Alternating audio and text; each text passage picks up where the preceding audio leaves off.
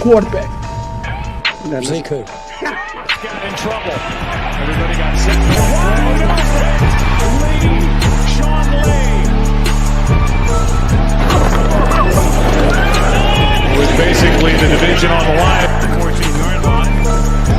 Line formation. Dak Prescott wide open.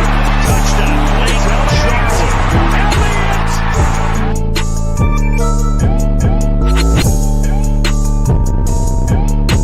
How about that, Cowboys? Yeah!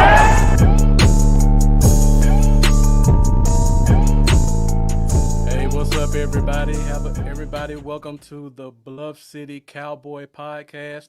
I'm your host, Marcus Jones, the Bluff City Cowboy, coming to you live out of Memphis, Tennessee. And tonight, I just had to come on so that I can cover this topic and make sure you guys have all the knowledge you need to follow how salaries work and how contracts work and things to that nature. So before we get started, everybody, let's start coming in. Make sure you share this. Make sure you share it to your page. Make sure you share it to your favorite group. Make sure you share it to a friend. Make sure you get in the comments. I want this to be interactive. I want us to all participate. And I'm open to taking any questions you guys got about any Cowboys topics. So, the reason I'm here tonight is because we finally got Dak signed. For those of you that aren't aware, Dak Prescott signed his franchise tag on Monday. So when I was looking at that, I kind of look at the lay of the land, see how the team's looking right now in terms of signings. And there was one name that was out there that we haven't really talked about. And this one is another former starter. He's on a tender, which is like a tag, but it's a little bit different. And that's Antwaun Woods. So I tried to look him up to see what's going on with him. And the only thing I saw was an article from about a month ago saying that he would sign soon. I don't know what soon means. I thought soon would be now or a couple weeks ago, but it said he would sign soon. So I wanted to come on, talk today. What's up, Rob? Appreciate you joining us again. I wanted to come on today to talk about Antwaun Woods and his contract situation. Before I get into that, last night on the Cowboy Zone, hosted by myself and Lambo, Cowboy Dale, Cowboys Y'all page, we had a great episode. And last night, we covered our weekly 53-man roster breakdown, position by position, and we talked about offensive line, and we talked about tight end. And we had an amazing guest with us. I know you guys know who Boss Cowboy is. Very knowledgeable guy, borderline GM. He came on, and we talked about who starts, who sits, who gets cut, and he just dropped knowledge for 2.5 hours straight.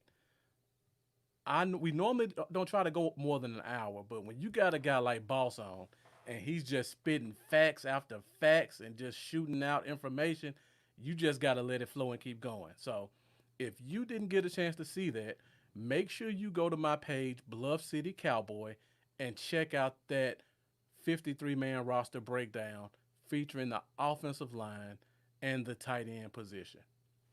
So today, we're here to talk about Antwaun Woods. And Antwaun Woods is under one of those tricky tenders that's not frequently used, and it's called the exclusive rights free agent tender. And the reason is not used a lot is because it's a special situation that brings it up. Basically, if you have a player who was under contract and his contract expired, but he doesn't have at least 3 years accrued as an NFL player, when his contract is up, he's not able to hit free agency. So, what that means is if the team wants to keep him for another year, they can slap him with that exclusive rights tender.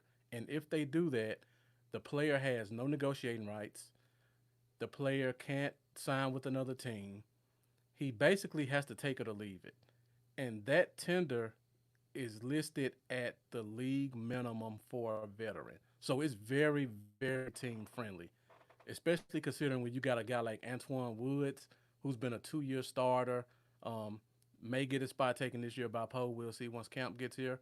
But you got a guy that's a 2 year starter, and he is pretty much being forced to come back and play for the league minimum.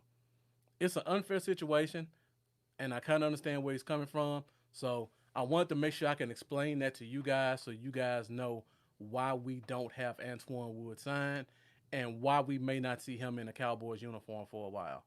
He could sign next week. He could let this thing ride out. Now, to understand why Antwaun Woods hasn't signed, you have to understand Antwaun Woods' history in terms of his salary as an NFL player. For those of you that don't know, Antwaun Woods was a rookie undrafted free agent out of USC. He spent 2 years with Tennessee on the practice squad. He got hurt with Tennessee. They cut him with an injury waiver, and within a week, Dallas picked him up. And if you guys remember, that was the year that Frederick got hurt, and Antwaun Woods came in as just a jag basically. And in practice, he was balling, and he was turning heads, and he basically earned his way on the roster.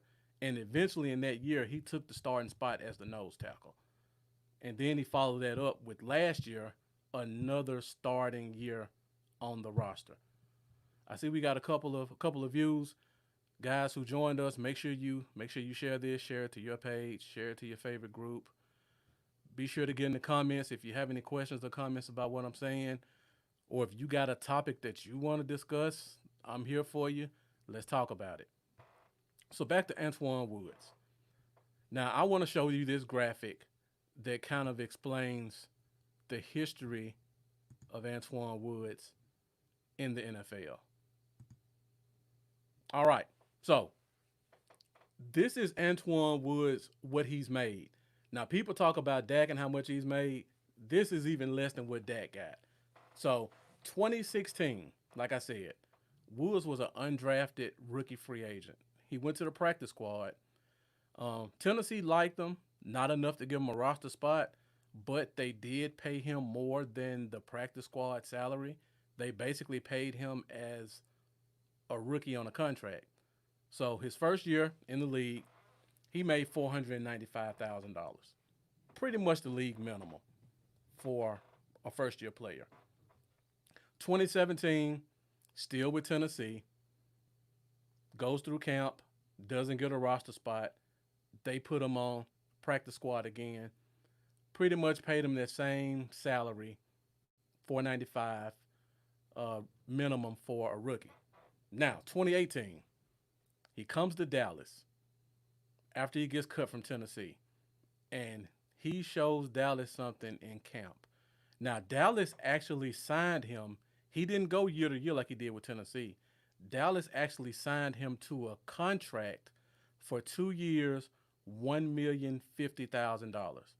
In that first year, that contract paid him roughly $480,000, a little bit less than he made in years past, but he made up for it a little bit more in the second year, which was last year, where he got paid $570,000.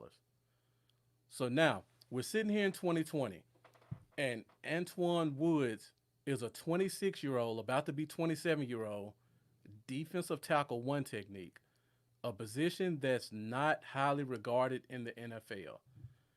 And he thinks this is going to be his year. He thinks I'm going to be the starter. Defense is going to improve. Then we change coaching staff. Then we sign players like Poe and McCoy. And Antwaun Woods, who was a 2-year starter, now he's relegated back to the bench.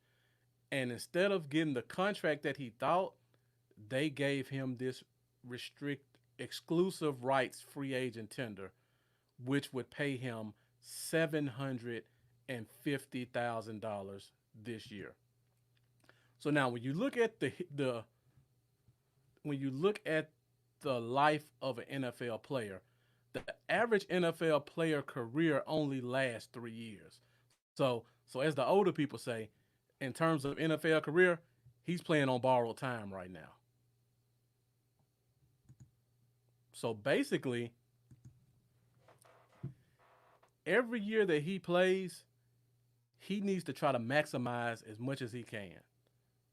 So when he looks at this 750,000 for a 1-year deal, he has to see that by the time that deal ends, he'll be 28 years old. And at that point, you're going to get replaced by a younger guy, or you're going to be out of the league altogether. And the reason he's sitting out is because he's trying to maximize his money now.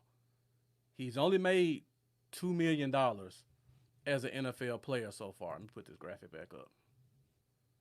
So he's only made $2 million so far.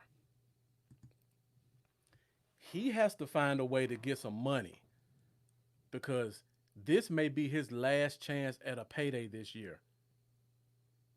Let me go on further with the story.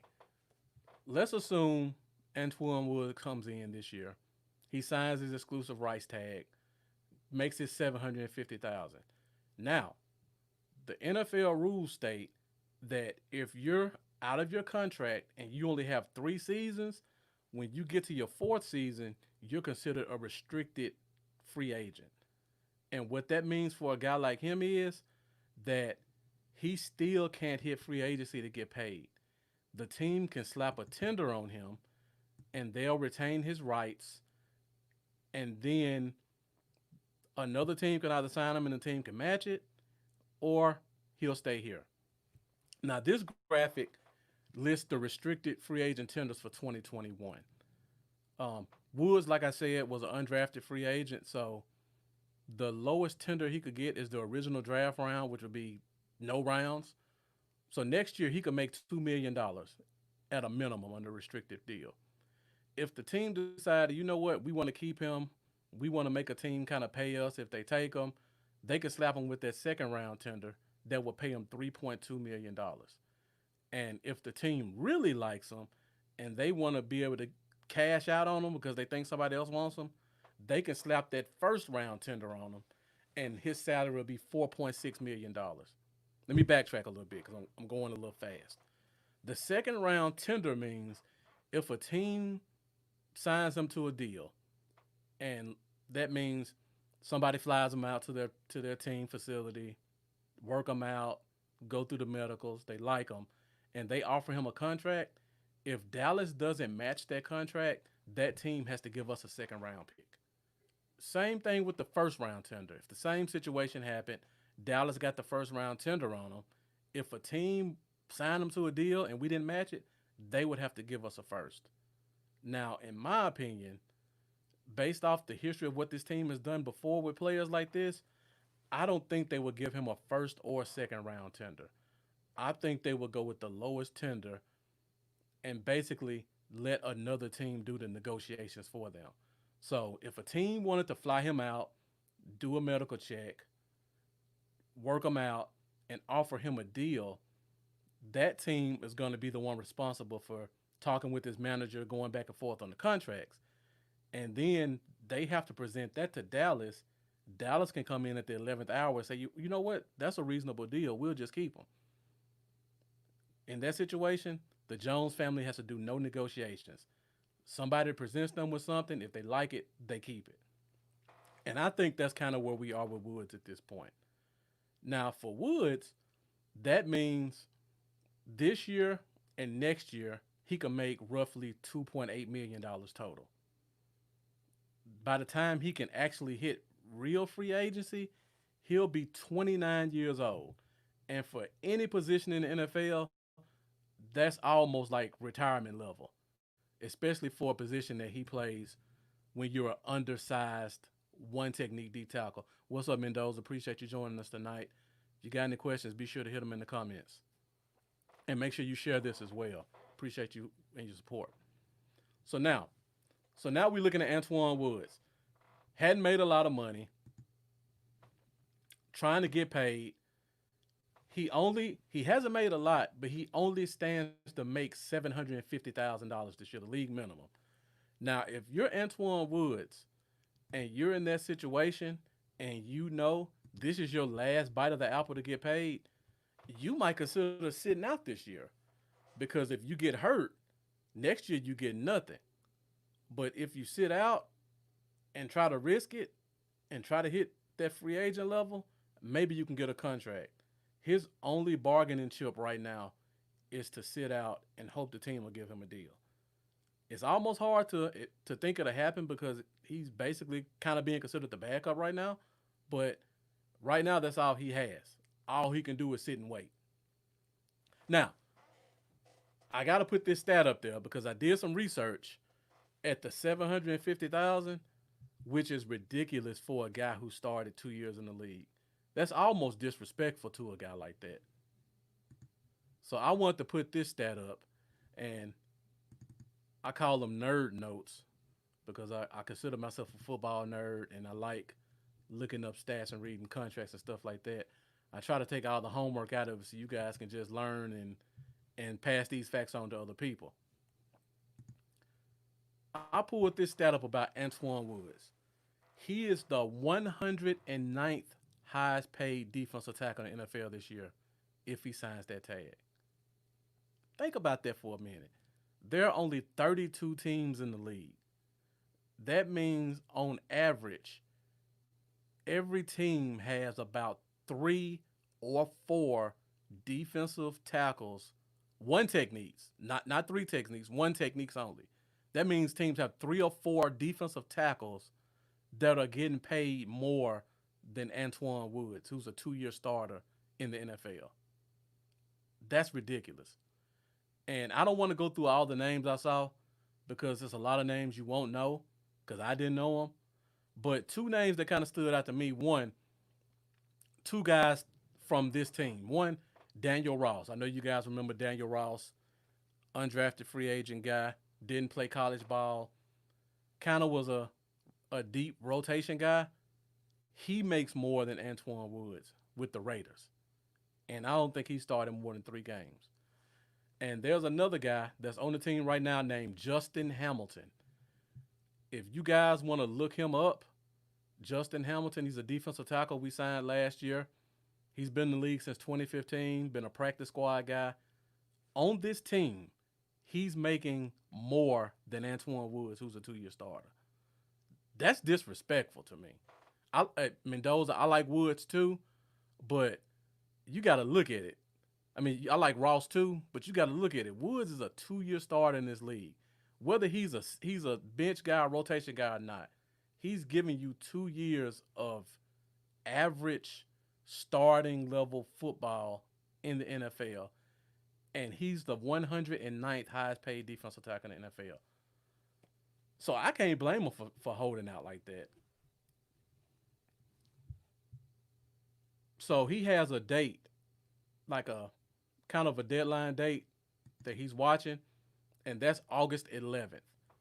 That's the last day he could report to camp and get his accrued season.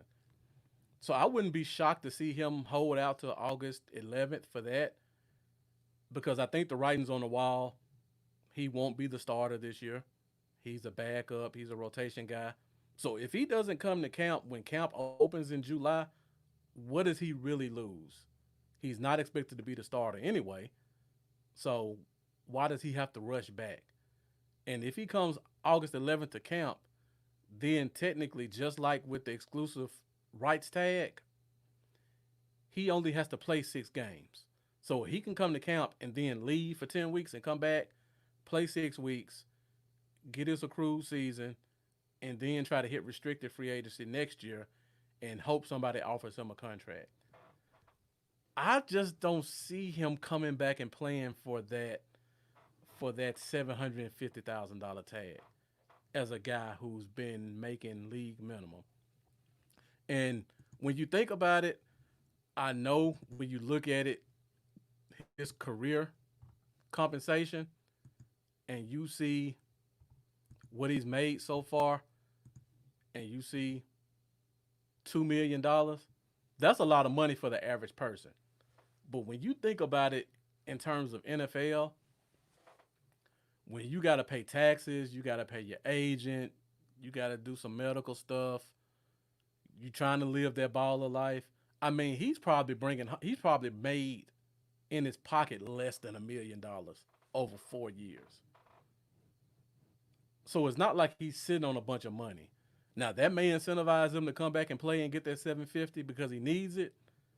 But if he's thinking long term, where I need to get 2 or 3 years of getting some decent salary so that I can retire from the NFL and not have to worry about money for the rest of my life, I think he may hold out and wait for it to see what he can get. I just don't have my hopes up that I'm going to see him on the field anytime soon. All right, I see we got a few more people in here. Make sure you share this. Make sure you get in the comments. I'm pretty much almost done talking about Antwaun Woods. This is something that's been kind of on my mind all week, looking at it. And I know a lot of people have kind of pushed it under the rug because we got Dak signed and everybody's happy. But this thing just kind of stood out to me, and I just wanted to cover it. So when we get in training camp, if everybody's looking like, "Hey, where's 99?" You guys already know what's going on. So you'll have a leg up when you hear people putting out all these fake rumors and gossip about what's going on with 99 Antwaun Woods. It's all about the dollars. Now, I've been kind of looking at some other stuff. And again, if you guys have any other topics, make sure you throw them in the comments so we can talk about them. I went through and I went to my favorite site, spotrack.com, and I looked at the average salary for a defensive tackle, and the average salary for defensive tackles is about $2.6 million. Now, that's for starters and backups. A lot of starters are making $2 or $3 million. I'm sure if you guys know what McCoy and Poe make, like I do, you know they're making about $3 million. So he doesn't have to make the average salary, but I think he does want to be paid comparable to those guys, and he wants a little bit of stability going forward. So I went and looked at the top 60 because he's ranked at 109th in terms of compensation, and the number 60 defensive tackle, which would essentially be a backup defensive tackle, 32 teams, 2 defensive tackles per team. That puts you at about $2 million even. So I came up with this little analysis of what I think he should be paid and what I think will make him happy and bring him in the count. So I just made the assumption that we give him 3 years. That takes him until he's 29. That gives him a little bit more stability and a little bit more money in his pocket than he's making this year. So I'm thinking 3 years, 6.5 million. That's about 2.1 a year.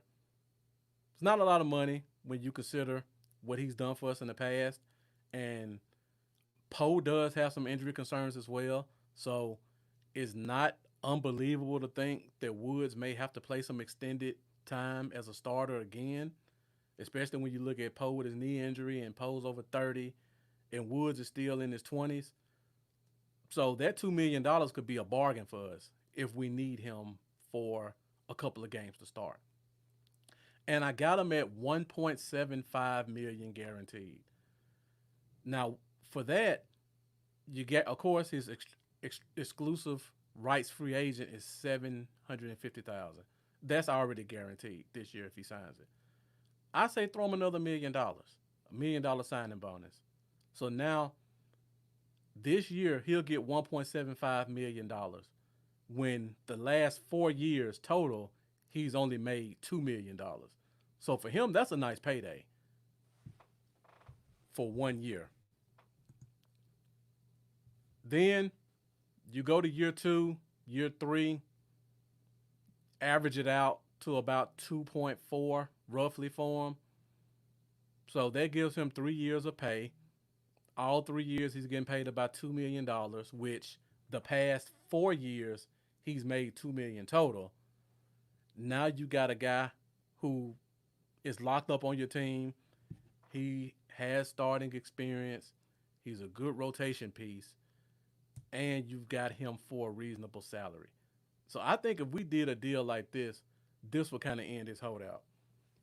On top of that, his cap hit for this year would actually be less than the 750,000 that he's already due. So that saves you a little bit of money. Not much, pretty much a wash, but you can get this guy signed this year and it wouldn't cost you any valuable cap space.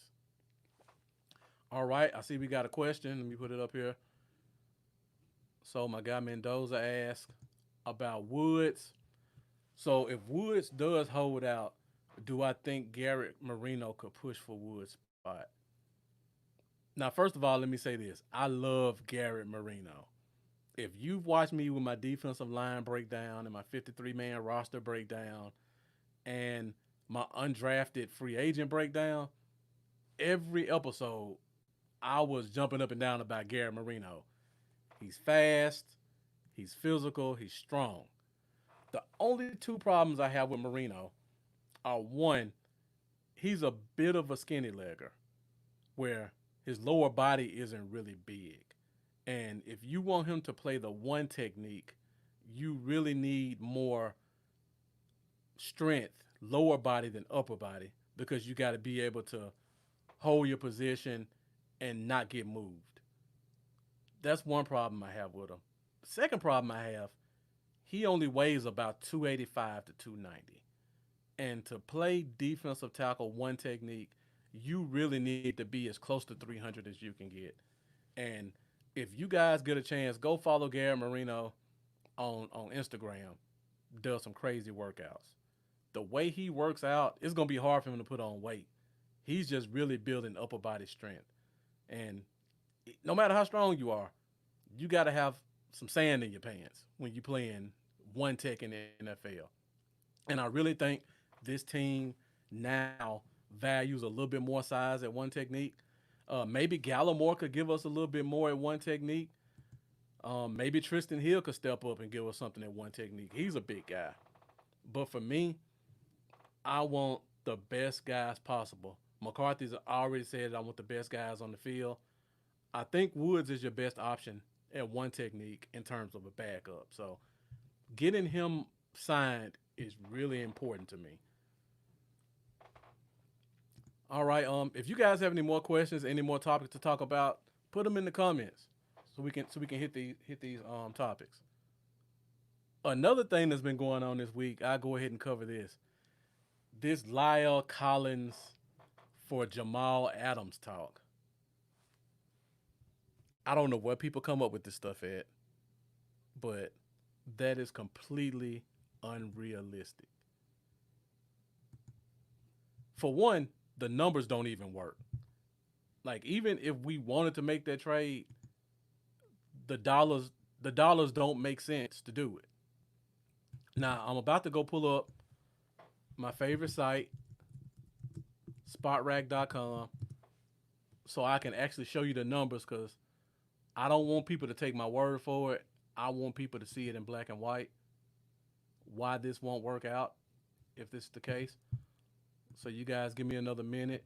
And while I do this, make sure you guys share this so you hear all your friends and all the other fans talk about, let's trade Collins for Jamal Adams in the first. Collins had a bad season. Collins did this and that. pull this up and let them know, even if you wanted to do it, we couldn't do it unless you want to pretty much put yourself in cap hell and lose a valuable piece from your offense. All right, so now I got spotrack.com pulled up. Favorite site in the world. Anytime I got a question about contracts, cap space, salaries, this is where I go to get my information. I'll make it full so you guys can really see it. All right, so we're here at spotrack.com. Give me a second while I make it full screen for you.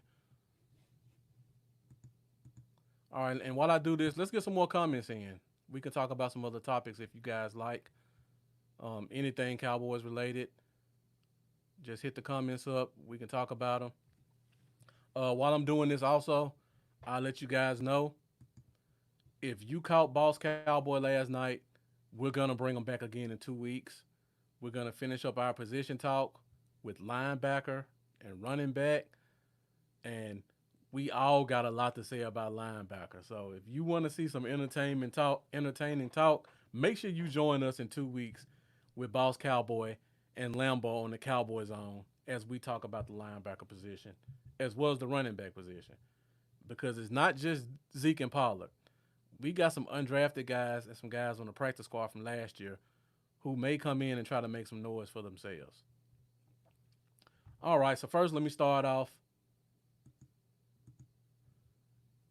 right here. If you guys see my screen on the right, this is how much cap space we have right now. We have $10.5 million in cap space. Now, let's go over here and find La'el Collins. Now, if you remember, La'el Collins signed a contract last year. So his contract is still pretty new. This offseason, we restructured his contract and converted $5 million of his salary into signing bonus. So that allocation gets spread out right here, if you guys can see my arrow. The number I want you guys to see right here is dead cap space. That means if you cut him, if you trade him, this number gets dumped into your salary cap. So even if we wanted to trade him, we don't have enough cap space to even absorb the hit we would take by trading him. So I just want to put that out there in the atmosphere to let you guys know. When you hear people talk about stuff like that, call them out on it. Like, even if you wanted to make that trade, we can't make that trade, and it doesn't even make sense because now we have to fill up another starting spot. And if you guys, again, if you missed last night, we did a full breakdown of offensive line. So we talked about all the positions, and offensive tackle is a little underwhelming to me. So that spot wouldn't be as easy to fill as you think. And in terms of people saying, well, we still got Connor Williams, for those that don't remember, he tore his ACL in November. I talked about this last night. Well, so for those of you that watch, you got to hear it again. But I want to emphasize this. Connor Williams tore his ACL in November. He waited 3 weeks to get his surgery. That means it was December, January before he came out of surgery. Now, even with modern technology, it still takes 6 to 9 months to recover from an ACL injury, no matter what position you play. So if this were a normal year, that would put him back on the field to do football drills anywhere from June to September. June would be superhuman Adrian Peterson type stuff. The average NFL player, you're looking at closer to 8 months. So if we go by the average player, that means he's not even touching the field until August. By the time August gets here, training camp started. And we have a new team of coaches and a new scheme and probably a new technique on the offensive line that he has to come in and try to learn without a real offseason. Then you add in the fact that we have this whole COVID-19 thing, and he probably couldn't go to team facilities. He couldn't meet with his doctors for a month or two. So that pushes him back even more. So if you guys expect Connor Williams to be ready for week 1, that's going to be a tall task because he is been pushed back because of all of this medical stuff that's going on. And I don't want to trust Brandon Knight as my starting tackle. And we talked about this too. Cam Irving, the guy we signed from the Chiefs, sorry. Cam Irving has some skills to play tackle, but if you go watch some games of him, he had what we coined last night as some Olay plays. Where if you think about the bullfighters when they have a little cape and the bull comes by and he just swings it by and lets the bull go past him, that's what Cam Irving did a lot with the Chiefs when it came to a defensive end. It would look like he's gonna block him, and then Olay, his hands get pushed down, and that defensive end has a free release to Patrick Mahomes. Now Mahomes is just a great player, and he was able to spin out of stuff and scramble and get the ball out quick to not make it look as bad. But Cam Irvin really scared me last year, and I would not want to trade a guy like Lyle Collins and hope Cam Irvin can step in and be my starting tackle. So let's kill all that Lyle Collins talk. And people talk about trading Connor Williams. Well, Connor Williams couldn't even pass a physical right now. So if you wanted to trade Jamal Adams for Connor Williams, you probably couldn't even do it till September because there's no medical check that Connor Williams will pass right now to even facilitate a trade. So I just wanted to put that out there for all you guys saying, well, let's trade a tackle. We got all this depth. Let's try to make this work for Jamal Adams. If you're trying to trade an offensive lineman, sorry, folks, it's not going to happen. All right, well, that's pretty much all I had. If you guys got any other comments, any other questions you got, throw them in. Let's talk about them. Anything else happened this week you guys want to talk about? Anything with the Dak situation? Do you guys think he's going to sign the deal before the 15th? Let's get it out there. How do you think Dak's going to do this year with all his talent?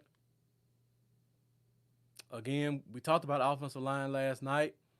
Make sure you go to my page, Bluff City Cowboy, or go to the Cowboy Zone. Make sure you follow me on YouTube, Bluff City Cowboy, so you can watch all of my old clips.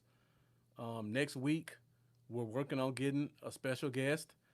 It'll be our first female guest on the Cowboy Zone. She's a national sports figure that covers the Cowboys. I don't want to say the name until we get that confirmed, but once we get it confirmed, that's going to be a great interview. And again, in 2 weeks, we're going to have Boss Cowboy back to finish up our position talk so that we could talk about linebacker and running back. I see we got a troll in the comments. What's up, Rudd? I appreciate you joining us. All right, Mendoza, I see you think he's going to sign on the 4th of July. That would be interesting. I mean, he did wait to sign the tag the day after Father's Day, so it wouldn't surprise me to see him sign on the 4th. Now, is there a reason why you think he signs on the 4th? Because I really think they're going to push this thing to the 15th just because of how Jerry does. It's not. It ain't that big. It ain't Jamel Hill. I wish it was, but it's not. If you're not a Cowboy fan, you probably wouldn't know who she is. But I don't want to put her name out there until I get it confirmed and we have a date set. But yeah, Mendoza, let me know why you think he signs on the 4th. I just think when you look at who we have in ownership, Jerry Jones is the ultimate salesman. And he's going to push this thing as far as he can before he lets them put pen to paper. So he wants to make this a big deal where he can milk it as far as he can to keep us in the news because Jerry always says there's no such thing as bad publicity. Any publicity is good publicity. So I don't think we're gonna sign any earlier than we need to. I could be wrong. I hope I'm wrong because I want to go ahead and get this thing dealt with so we don't have any question marks hanging over our head when the season starts. I don't want to hear everybody doing a weekly analysis about Dak's play was good, his pay just went up, Dak's play was bad, his pay went down. I want us to have all the guys we need signed so we can focus on the season and we can make this Super Bowl run. Because I feel like this could easily be our year. I didn't even think about that, Mendoza. And Rudd, I'm not putting your comments up, Rudd. I see what you're doing. I'm not gonna take the bait. So yeah, Mendoza, you made a good point about this. I didn't even think about. You were saying just them being America's team and it's Independence Day, and that would make a nice headline. That's a good point. When you have a major marketer like that and Jerry Jones, I could see him doing something like that. The only reason I don't think that would happen is because when Jerry Jones does something, he wants to make a grand gesture. So he wants Dak to come in morning. He wants to have a full Cowboys media day. And if you do it on the 4th of July, you almost have to wait until that Monday or that Tuesday to really build that media circus that he would like. Now, the whole America's team tying it into Independence Day, that's a good thought. I just think he wants to make it a full day, kind of like when they said Dak would sign the deal. I could see them saying on the 4th he's going to sign on Monday, but I just don't see him signing on Monday. But I could be wrong. But I do want to see that happen. All right, Terry Wisdom Owens, thank you for joining tonight. I appreciate it. Anybody else got any questions or comments you want to talk about? I want to hop into this position talk. I really do, but we got Boss coming in, and I know he's going to spit some facts, and I want to make sure that we get that full position talk. So while we're here, before I go, let me give you a breakdown of what I said last night in terms of offensive line, because I don't think everybody who's here right now watched that episode.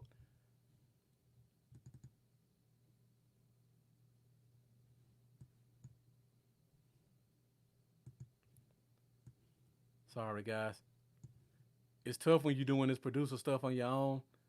You got to try to find stuff by yourself and pull it up and make sure you got it right.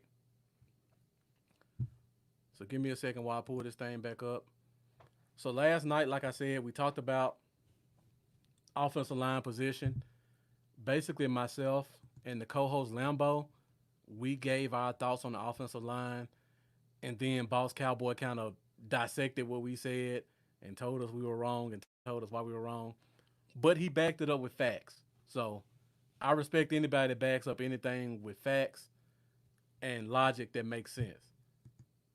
So I won't go through what Lambo said. I just go through what I put. And I'll make it quick because I don't want to go through a full breakdown of everything on another day. Because I want you guys to make sure you go follow my page and go see this breakdown that we did last night as well. All right, so first, we started with center, which I thought was the easiest position, but it ended up being the position we talked about the most. I put Joe Looney as the starter, and I put Tyler Biotish as the backup. And I did that because I don't think Tyler is going to be ready week 1 of preseason to take that spot. And I just think Joe Looney is going to kind of come in and be the incumbent, and he's going to do enough to hold off the rookie.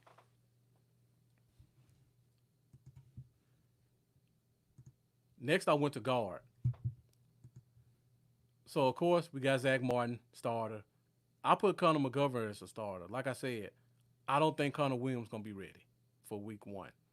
And I just feel like Connor McGovern was coming for that spot last year, and he got hurt. So this year, he lost a year. He's going to be motivated. He's going to come in camp. We're going to see that strength. And he has a leg up on some of these new guys because he already has a little offensive line continuity, and he's built that strength. So McGovern's my starter. I still don't really like Cam Irvin as a tackle, so I put him as my backup guard. If we need him at tackle, it's good to have him there to play, but I just think he's better as a backup guard. And last night we talked, Cam Irvin could compete for that starting guard spot, but guys like Boss and Lambo both feel he's a little bit more valuable as a backup tackle, so they think he'll kind of be held back from really competing for that spot. And then last but not least, I went to tackle. Lyle and Tyron as the starters, and I got Brandon Knight as the backup. Brandon Knight is not the most physically gifted guy. He's not the biggest guy, but he is a fighter, and he's gonna scrap for every snap. And people just love and respect that. So I think he's gonna do enough to hold off the the rookie Terrence Steele that we just got, and Cam Irvin, and Connor Williams when he comes back, and Mitch Hyatt. I just think he's going to be our backup guy. So that was kind of why I went with the starters. And I just thought of something. Another point I need to talk about real quick. News just broke today that the league is considering basically chopping the preseason in half. So we'll only have 2 preseason games. Now, for those of you that don't know, that's huge for a team like this. Because unlike some of these other teams, we have a new coaching staff and we got a ton of new players coming in. And we haven't had any offseason so far. So nobody's had a chance to meet with each other. Nobody's had a chance to really do walkthroughs or anything. All of these guys are going to come into camp with basically what they've seen on an iPad. They don't get the chance to go out and face another opponent and see where they measure up in this scheme. They don't get a chance to work on any weaknesses that the coaches may not see, and they can only see it by playing another opponent and another scheme. That's a major disadvantage for us. And it's also a disadvantage because we have a lot of spots that are open for competition, specifically guard, center, right defensive end, and cornerback. And technically safety if you want to think about Donovan Wilson really getting a chance to compete. I think personally the writing's on the wall is going to be Woods and Haha. But cornerback 1 through 4, we have no clue who's going to be where. Defensive end, we still haven't got Gregory back yet. I don't think Crawford is an end. I don't really think we can rely on Alden Smith to be a right defensive end, but they're both going to compete there. And then you got Bradley Anai and Dorrance Armstrong. All those guys are competing for one spot. If you take away 2 preseason games from us, we're not going to be able to see who goes where, because when you do practice, it's a lot of drills. It's a lot of one-on-one drills. It's not a lot of live action where you're running a play and you're going against another guy. So I think that's going to hurt us in terms of player development and player scouting on guys we got. Hopefully we can do some intra-team practices against some other teams like a Houston or whatever 2 teams we get to play, or anybody else who does training camp. Well, only Houston because they pretty much canceled travel. So hopefully we can get a team like Houston to come up and practice against us. Whatever 2 teams we play, hopefully we can get them to come and practice before a game. This is going to put us behind the 8 ball in terms of player development. And I just want you guys to be aware of that. All this scouting we try to do, if you guys follow practice and training camp like I follow practice and training camp, if you remember years past when we saw guys like Anthony Brown and Xavier Woods look amazing in practice, like every week when we follow practice, Woods made a highlight play or a pick. And then we get in the season, and what do you have? One turnover, 2 turnovers? So we get a lot of fool's gold when we rely on watching teams practice to see where we are. I agree. We fans are sleeping on Woods. I just wanted to bring that up as an example because last year, if you go back and look at practice, Woods was making big plays every week. Woozy was getting picks. Brown was covering well. And then we get into a game with another team, and it was like, where was the guy I saw on Tuesday? I don't want us to fall for that trap again. And it's going to be hard not to fall for that trap because we just lost 2 games to watch them play against other competition.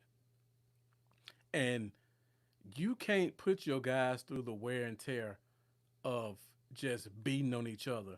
So if we lose 2 games and we don't get somebody in here to practice with us, what's going to happen is the team is going to set up these scrimmages where it's ones on ones and twos on twos. And that's just another day of practice against your own team. To me, that's not going to get us anywhere.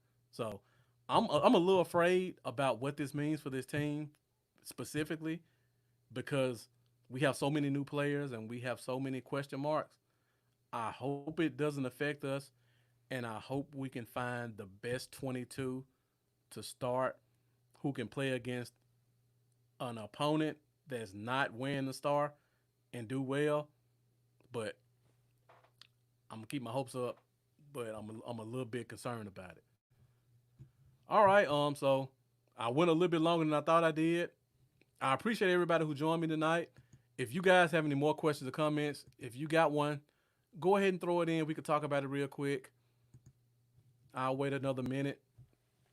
And while I wait to see if anybody else puts a comment up there, if you guys get a chance, make sure that you go follow me on all my social media. On Facebook, Bluff City Cowboy. Instagram, Bluff City Cowboy. YouTube is Bluff City Cowboy. And Twitter is Bluff Cowboys. So I'm still trying to get Bluff City Cowboys from whoever has it. But in the meantime, be sure to follow me on Twitter at Bluff Cowboys. I appreciate any support you guys can give me. If you guys see, I got my Cash App right here. If you want to throw some support right there, throw me some love. I'd appreciate that as well. L-64. This stuff can get time consuming and it can get expensive.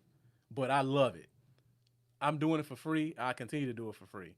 But if you guys like the graphics I'm putting up and the research that I'm doing to save you guys the trouble and the guests that we're bringing in, please make sure that you support us. Any love you can give me is greatly appreciated. I don't want you to think I just want your dollars. Your shares are just as important as any money you can give me. Your likes and your follows are just as important. I appreciate all you guys' support. Next week, I think we're going to come back Thursday with the Cowboys on. Like I said, once we get this confirmed with this guest, we'll let you guys know. And then in 2 weeks, we got Boss Cowboy coming back. I may come back again in the meantime. You never know. But just keep following me and keep watching. And this is Marcus, the Bluff City Cowboy with the Bluff City Cowboys podcast, coming to you live out of Memphis, Tennessee. You guys enjoy your weekend.